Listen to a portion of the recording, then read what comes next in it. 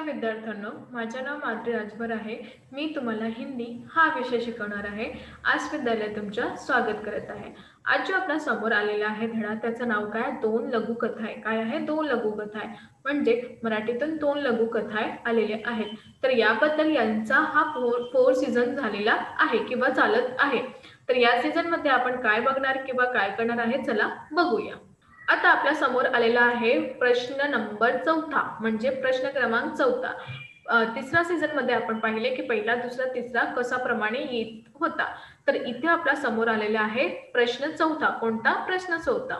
तर चला बघूया। निम्नलिखित प्रश्नों के उत्तर एक एक वाक्य में लिखो। इथे आपल्याला काय करायचं आहे? जे निम्नलिखित प्रश्न दिलेले आहे त्याचं उत्तर आपल्याला एका एका वाक्यात लिहायचं आहे। तर चला पहिला बघूया। बादशाह अकबर के दरबार में कितने मंत्री थे? तर बादशाह अकबर यांचा दरबारातून किती मंत्री होते आणि उन्हें क्या क्या कहा जाता था आणि त्यांना काय काय सांगायचं किंवा बोलायचं होता। तर हा पहिला प्रश्न तुम्हाला कळलं आहेत का? हो। तर याचं उत्तर काय आहे चला बघूया। बादशाह अकबर के दरबार में 9 मंत्री थे, उन्हें नवरत्न कहा जाता था। बादशाह अकबर यांच्या दरबारातून 9 मंत्री आहे आणि त्यांना आपण नवरत्न असा म्हणत आहे। काय म्हणत आहे? नवरत्न असा म्हणतो आहे। तर हे झाला आपला पहिला प्रश्न। कळलं की नाही? हो। तर चला दुसरा बघूया। बादशाह अकबर ने बीरबल से किसका प्रबंध करने को कहा? बादशाह अकबर यांनी बीरबल यांना कोणता प्रबंध केलेला सांगितले होते? कळलं की नाही? लवकरच लवकर सांगा। कळलं तर यांचं उत्तर कशाप्रमाणे आहे चला बघूया। बादशाह अकबर ने बीरबल से अपने लिए एक हरे घोड़े का प्रबंध करने को कहा। बादशाह अकबर यांनी बीरबल यांना हिरवा रंगाचा घोडा यांचा प्रबंध केलेला सांगितले होते। काय सांगितले होते? की मला हिरवा रंगाचा घोडा हवे आहे आणि तू घेऊन या, कुठेतरी प्रबंध करून घेऊन या। तर आपल्या समोर दोन प्रश्न आलेला होता, पहिला आणि दुसरा हे होऊन झालेला आहे। तर आपण आता तिसरा प्रश्न पाहणार आहे। तर चला बघूया। बघा तिसरा प्रश्न काय आहे आपल्या समोर? चित्रकार द्वारा सेठ से पैसा मांगने पर सेठ क्या क्या जवाब देता था? जेव्हा चित्रकार यांनी सेठला पैशाची मागणी केलेली होती की मी चित्र बनवले आहे, तुम्ही पैसा द्या, तर याचा जवाब काय होते ते तुम्हाला सांगायचं आहे। कळलं की नाही? हो। तर चला पाहूया। चित्रकार द्वारा पैसा मांगने पर सेठ कह देता था कि चित्र ठीक नहीं बना है, दोबारा बनाकर लाओ।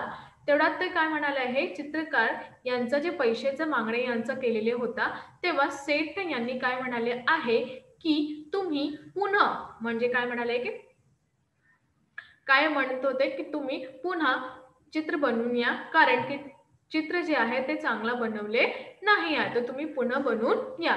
तर याप्रमाणे आजचे उत्तर असंही दिलेले आहे। कळलं की नाही? लवकरच लवकर सांगा। हो। तर आता आपल्या समोर आलेले आहे चौथा प्रश्न। कोणता? चौथा।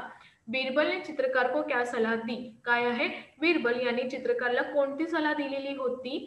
तर चला बीरबल ने चित्रकार को सलाह दी कि 3 दिन बाद तुम दरबार में एक बड़ा सा दर्पण लेकर आओ। त्यांनी काय सलाह दिलेली होती की बीरबलने चित्रकारला की 3 दिवस नंतर तुम्ही दरबारला या आणि एक खूपच मोठा दर्पण घेऊया, आपल्या सोबत खूपच मोठा दर्पण घेऊन या, असं त्यांनी म्हणाले होते। कोणाला? चित्रकारला। बीरबलने चित्रकारला म्हणाले होते। तर आता आपल्या चौथा प्रश्नाचा पहिला, दुसरा, तिसरा आणि चौथा प्रश्न झालेला आहे किंवा त्यांचं उत्तर पण आपल्याला दिलेलं आहे। तर आपल्या समोर आता आलेला आहे प्रश्न 5वा। कोणता? प्रश्न 5वा। निम्नलिखित प्रश्नों के उत्तर लिखो। आपल्याला काय करायचं? निम्नलिखित यांचे प्रश्न दिलेले आहे, त्यांचं उत्तर आपल्याला नीट प्रमाणे लिहायचं आहे। कळलं की नाही? हो। तर पहिला प्रश्न काय आहे? चित्रकार की परेशानी का कारण बताओ। हे जे चित्रकार होता ते खूपच परेशान झालेला होता, तर यांचं कारण तुम्हाला बोलायचं आहे। तर काय कारण आहे चला बघूया। उत्तर, चित्रकार की परेशानी का कारण था सेठ। कोण होता? सेठ। चित्रकार जो होता यांची परेशानीचं मोठं कारण कोण होता? सेठ। का ते आपण पाहणार आहे।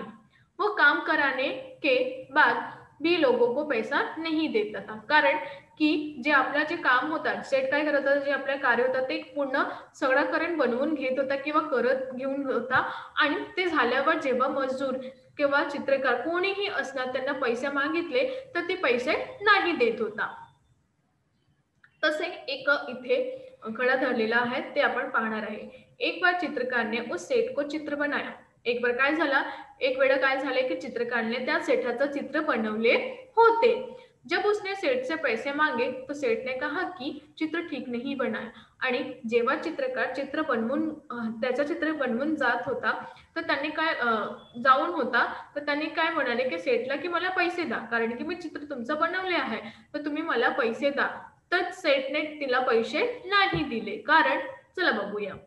चित्र ठीक नाही बनाया आणि पैसे नाही दिले आणि काय सांगितले नाही, जेव्हा चित्रकारने चित्र बनवले आणि सांगितले बघा, जब उसने सेठ से पैसे मांगे तो सेठ ने कहा कि चित्र ठीक नहीं बना. आणि चित्र बनवून नंतर चित्रकारने सेठच्या समोर गेला आणि सांगितले की मला हा चित्राचे पैसे द्या जे मी तुमचा बनवले आहे. तर याचं उत्तर सेठने काय दिले की हा चित्र ठीक म्हणजे छान नाही बनवलेला आहे तर मी यांचे तुम्हाला पैसे नाही देणार आहे असं त्यांनी सांगितले. दोबारा बनाकर लाओ, पुन्हा तुम्ही बनवून या तरीही मी तुमचे पैसे देणार असं त्यांनी सांगितले. चित्रकार ने सेठ से कई चित्र बनाए लेकिन वह हर बार कह देता कि चित्र ठीक नहीं है. आणि ते पुन्हा पुन्हा चित्रकार काय होता ते पुन्हा पुन्हा चित्र बनवत होता. म्हणून त्यानंतर मी सेठ काय सांगितले होता की हा चित्र छान नाही आहे, तुम्ही छान चित्र नाही बनवते म्हणून मी तुम्हाला पैसे नाही देणार आहे. तर याबद्दल जे चित्रकार होता ते खूपच रडल्यासारखा होत जात होता आणि ते काहीही नाही सांगितलं त्यातून ते निघाला होता. तर याप्रमाणे आपल्या समोरचे प्रश्न होता की चित्रकार की परेशानी का कारण बताओ. तर असाही प्रकारे चित्रकारच्या अशी परेशानी होती, त्याचं असे कारण आले आहेत. कळलं की नाही? लवकरच लवकर सांगा. कळलं. छान. आता आपण दुसरा बघूया. आता तुमच्या समोर दुसरा प्रश्न आलेला आहेत ना? हो, तर चला बघूया. हरे घोड़े के संदर्भ में बीरबल की चतुराई का वर्णन करो. हरे हिरवा रंगाचा घोडा यांचं बीरबलची चतुराई जे झालेली आहे त्यांचं वर्णन तुम्हाला करायचं आहे. तर चला बघूया. बादशाह अकबर ने बीरबल से एक हरे घोड़े का प्रबंध करने को कहा. इथे याचं उत्तरच्या सुरुवात होते की जसे बादशाह अकबर यांनी काय केले, बिरबलला असे प्रबंध करायला सांगितले. काय प्रबंध? की मला हिरवे रंगाचा घोडा हवे आहेत. काय प्रबंध होते की बादशाह अकबरने बिरबलला असे सांगितले की मला हिरवे रंगाचा घोडा हवे आहेत, तुम्ही यांचा प्रबंध करू द्या असे त्यांनी सांगितले. बीरबल एक सप्ताह तक इधर उधर घूमते रहे आणि त्यांनी काय म्हणाले की मी तुम्हाला हा जे प्रबंध करायचं सांगितले आहे त्यातून मी तुम्हाला एक सप्ताही देणार. तर याबद्दल बीरबल एक सप्ताह इकडे तिकडे फिरत होता की मला कुठून काय भेटणार आहे. फिर आकर बाद में शाह से बोले की मैं आपके लिए हरा घोडा ढूंढ लिया हूं. आणि तेवढ्यात नंतर एक सप्ताह नंतर त्यांनी बादशाह समोर आले आणि काय म्हणाले की मी तुमच्यासाठी हिरवा रंगाचा घोडा ढूंढून आलेला आहे किंवा त्यांना घेऊन आलेला आहे नाही, मला भेटलेला आहे तर तुम्ही बघून घ्या असं त्यांनी म्हणाले. पर घोडे के मालिक की यह शर्त है की, आणि ते म्हणाले की मी तुमच्यासाठी घोडे आणलेला आहे परंतु घोडे यांचे जे मालिक आहेत त्यांची अशी शर्त आहे. कोणती शर्त आहे तुम्हाला माहित आहेत का? चला मी सांगते बघा कोणती शर्त आहे. त्यांनी काय म्हणाले की घोड़े को शर्त है कि जब घोड़े का रंग दूसरे घोड़ों से अलग है तो घोड़े को देखने का दिन भी अलग होना चाहिए. त्यांची शर्त काय होते की जे घोडा आहे त्यांचा रंग वेगळा आहे. काय म्हणाले की त्यांचा रंग वेगळा आहे, तसेच जेव्हा तुम्हाला घोडा पाहायचा आहे तेव्हा तुम्हाला पण असा वेगळाही दिन तुम्हाला शोधून घ्यायचा आहे की हा जो वेगळा दिन आहे त्यातूनही तुम्ही हिरवा रंगाचा घोडा पाहणार आहे. त्यांनी असं शर्त दिलेले होते. यानी सप्ताह के 7 दिनों के अलावा आप घोड़े को किसी भी दिन देख सकते हैं. म्हणजे की सप्ताहाचा 7 दिवस नंतर त्या दुसरा एकच वेळ आहे, त्यातून तुम्हाला हा घोडा पाहणारा मिळणार. म्हणजे हा जर आपला जे सप्ताह होता त्यातून 7 दिवस होता. म्हणजे हा 7 दिवस सोडून तुम्हाला एक असा दिवस करणार आहे, की त्यातून तुम्ही घोड्याला पाहणार आहे. तर याबद्दल त्यांनी विचार केला, की असं प्रमाणे सप्ताहातून 7 दिवसही होते. तर 8वा दिवस कोणता मी असं घडू, की त्यातून मला घोडा पाहायचा आहे. तर इस प्रकार बादशाह ने को नाराज किए बिना बिरबल ने अपना काम कर दिया. तर यानंतरही बादशाहला नाराज म्हणजे त्यांना काही दुःख दिले नाही, काही हरकत केले नाही आणि बादशाहला काय केले, बादशाहला त्यांचा उत्तर पण दिले, त्यांचं काम पण केलं आणि त्यांचं उत्तर पण केले. तर अशा प्रकारे हरबा रंगाचा घोडाचा संदर्भ यातून बिरबलची चतुराई अशा प्रमाणेही दिलेली आहे. कळलं की नाही? हो. आता आपल्या समोर आलेला आहे तिसरा प्रश्न. पहिला आणि दुसरा झालेला आहे. आता आपल्या समोर आलेला आहे तिसरा प्रश्न. चला बघूया. चित्रकार की पत्नी ने उसे क्या सलाह दी? चित्रकारची जी पत्नी होती त्यांनी त्यांनी चित्रकारला कोणती सलाह दिलेली आहे? तर चला बघूया यांचे उत्तर. उत्तर, चित्रकार की पत्नी ने उसे कहा दरबार में जाकर बादशाह से न्याय के लिए फरियाद कीजिए. जेव्हा चित्रकार आला आपल्या पत्नी समोर तर तेव्हा त्यांनी पाहिले आणि त्यांनी बोलले की काय झालं, त्यांनी म्हणाले की हे सगळं झालं. त्यानंतर त्यांनी काय बोलले, जी चित्रकाराची पत्नी होती, बायको होती, त्यांनी काय म्हणाले की तुम्ही जाऊन कुठे जाऊन तुम्ही दरबारला जा आणि बादशाह अकबर सोबत न्यायाची फरियाद करा की माझ्यासाठी किंवा मला असं असं घडलेलं आहे, तुम्ही मला न्याय द्या, असं त्यांनी म्हणाले. कोणी म्हणाले?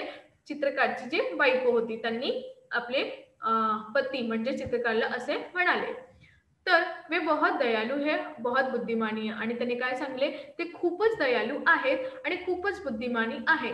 तर तुम्ही जा तिथे, तुम्हाला न्याय देणार आहे. उनकी सहायता के लिए 9 रत्ने आणि त्यांची मदतासाठी तिथे 9 रत्न उभे आहेत. तुम्ही जा, तुम्हाला त्यांचा फळ भेटणार किंवा तुम्हाला न्याय भेटणार ही आहेत. आपको न्याय जरूर मिळेगा आणि तुम्ही तिथे जा, आपले जे सगळं झालेलं आहे तुम्ही त्यांना सांगा, त्यांचा न्याय तुम्हाला भेटणार ही आहे. तरी असं त्यांनी सांगितले. कोणी सांगितले? चित्रकारची बायकोनी आपल्या पतीला सांगितले किंवा चित्रकारला सांगितलं. तर अशा प्रमाणे आपल्या समोर हे प्रश्न आलेला आहे, त्यांचं उत्तर पण अशा प्रमाणेही दिलेले आहे. कळलं की नाही? लवकरच लवकर सांगा. कळलं? चालेल.